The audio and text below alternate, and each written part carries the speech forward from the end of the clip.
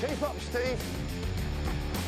Honestly, you make such a palaver out of it. But to do this, we're having to go to a top-secret location, far away from the glare of the media spotlight. I can't do it all by myself, can I? Let's face facts, MudMen is a worldwide hit with an unprecedented amount of adoring fans. Steve's fame has skyrocketed. Last week, he won the Deptford Creek Beauty Pageant and was voted the sexiest man on the foreshore. But that fame has come at a high price. Steve has a stalker. What's the situation with the old stalker at the moment, Steve? I mean, is it still very much a live situation? Once more, yeah. I don't really want to talk about it. OK. It's just getting weird, isn't it? It is. Guess what I got through the post? No letter this time. Go on. Perfumed handkerchief. A perfumed handkerchief? So is it female? Could be female. What was the perfume like? Was it feminine or...? Brute.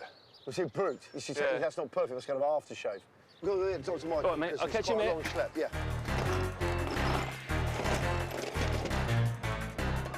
I need to bring Dr. Michael Lewis from the British Museum to our top-secret location. He's the deputy head of the Portable Antiquities Scheme, and he needs to record our finds. What he doesn't know is that he's about to do that now. Where do you come from? Say goodbye to Granny Smith, Mikey. It's finds time. I'll finish Put it. the apple down. Real easy, Mike. Now let me know. I'll tell you where we're going. Real easy. For it!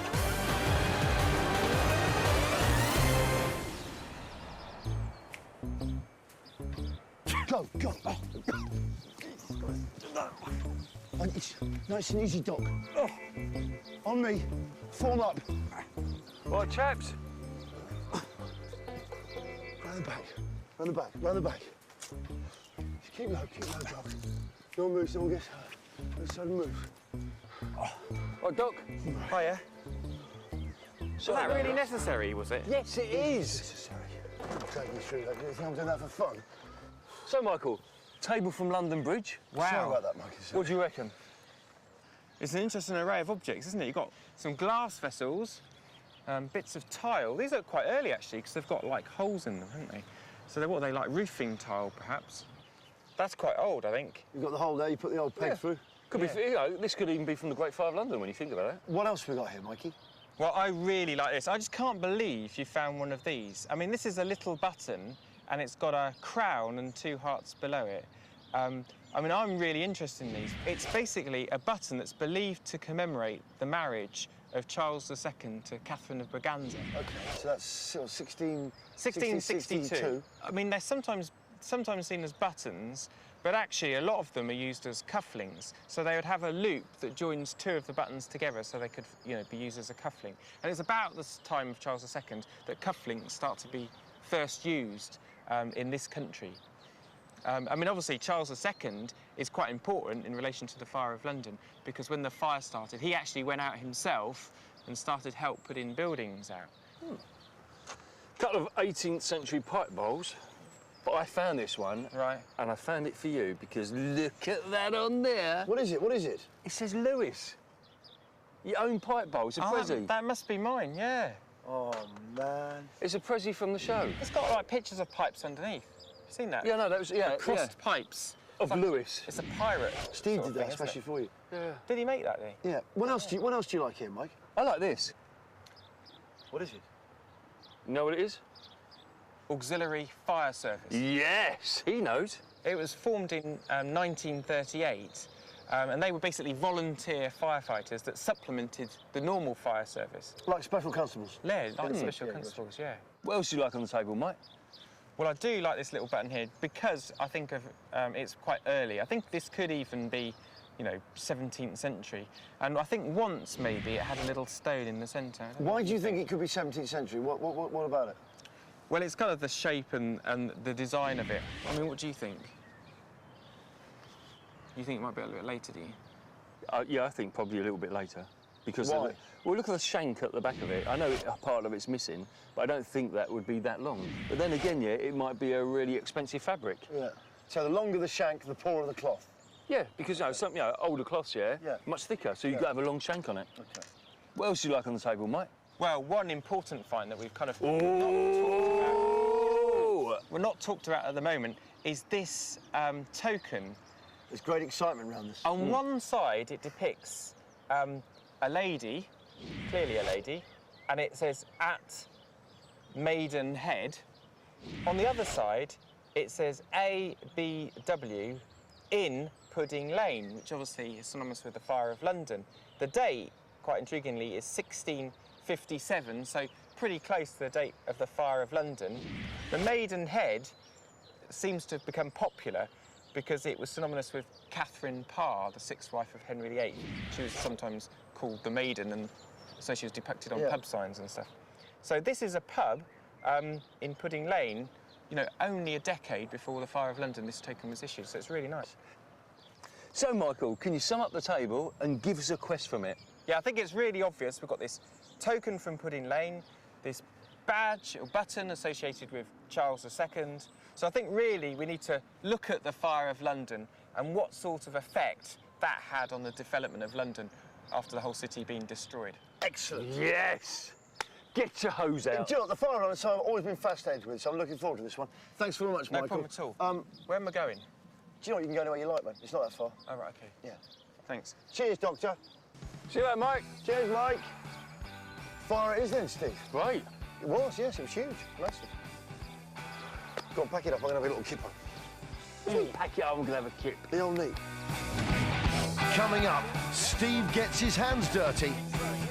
But this time, it ain't mud. What's this made of? Various things, including horse manure.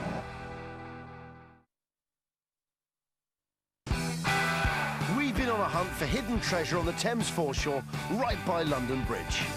And we've turned up finds relating to the Great Fire of 1666. It's quite hard to date, but, you know, I reckon this is probably Great Fire of London. This is from Pudding Lane. Now we're on a quest to find out more. During the Middle Ages, fire was the big risk to life in the city. Space was precious and people crammed into multi-storey wooden buildings. This created what was essentially a live-in tinderbox. But it was the Great Fire of London in the reign of Charles II that had the big impact on the city. To find out more, I've come to meet Marielle Jeter from the Museum of London.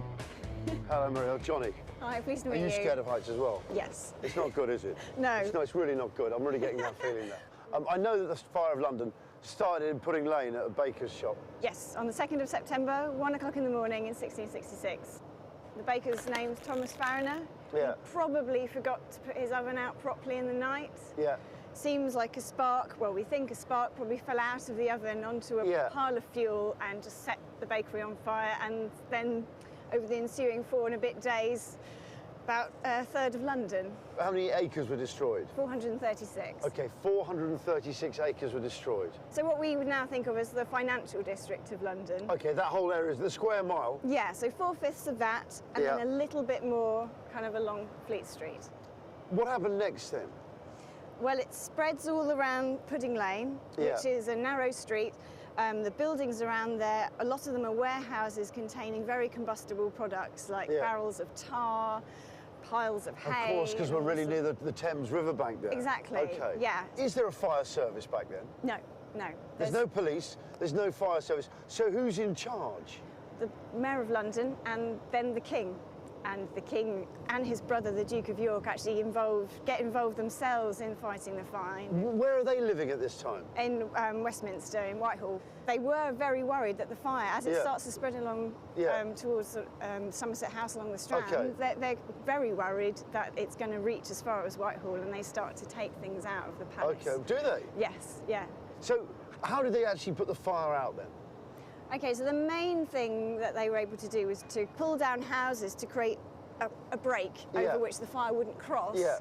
But pulling down the houses was taking too long, so the fire was crossing over those gaps. OK, but they've got there's no water being poured. There is water, so you've got rudimentary fire engines, which is basically like a large brass syringe. OK. Like a super soaker. Like a super soaker. OK, got you. And they just squirt it. Yeah. You only get a gallon per squirt, though, so it's not terribly efficient, and it's not, you know, if the top floor of a building's on fire... That's not going to do it. That's not with a burning city. You need more than a gallon at a time. Yes, so you can appreciate why it took sort of 4 days to really get control of the fire. So really, they let it burn out. They created a sort of periphery around it, and then they just, whatever's inside was destroyed, and that was that. Yeah, yeah. So how does London sort of rebuild itself afterward? It takes a long time. I mean, in the first year after the fire, only 150 houses are rebuilt. And That is? yeah, I mean, the problem is that people aren't insured. Yeah. So they can't, if they don't have any savings, they can't afford to rebuild their homes. And lots of people who were living in London at the time of the Great Fire would have never seen the city complete again. Yeah. But the people who lost their homes, would they have been renting those homes, or would they have owned those homes? Both. Both? Yeah. I mean, that's one of the problems as well, is that if you rented a house, you were liable to rebuild it. Yeah. Even if the fact that it burnt down is Oh, not really? your fault, yes. But for some tenants, they had to then rebuild a property and then carry on paying the landlord rent. Yeah, on a house that wasn't there anymore. So you can understand the financial straits they must that have just people were thought in. they must have just cleared off, I would have thought. I think a lot of people did. Change your name and move to the country. Yeah, yeah. I mean, if you can't pay, you can't pay. You You've can't got to pay, move yeah. somewhere else. But I tell you what, considering it was just one baker, do we know what happened to him? He was very lucky in that a Frenchman came forward and confessed to starting the Great Fire. Why would he do that? They think he was actually mad. And it turned out that he hadn't actually arrived in London until 2 days after the fire started, and so it couldn't possibly have been him. But by the time that evidence came forward, he'd already been hanged for the crime. Had he? Yes. And so Thomas Fariner, the baker, must have been incredibly relieved that this person had come forward and sort of taken any kind of that blame. baker must have been there thinking, I can't believe it, what a touch. What a touch. No, love, we've had a right touch, we're off the hook. A mad Frenchman has confessed to everything. But obviously later it was found out. Yeah, I mean, Fariner always said that he thought it was arson. Yeah. He said, I put my fire out, it can't possibly have been me, and which I think that's probably what I would say. Yeah, I definitely would. If I burned down a whole city. Yeah. Thank you very much for telling me all about the fire of London. That was fantastic. Thanks. See you later. Cheers.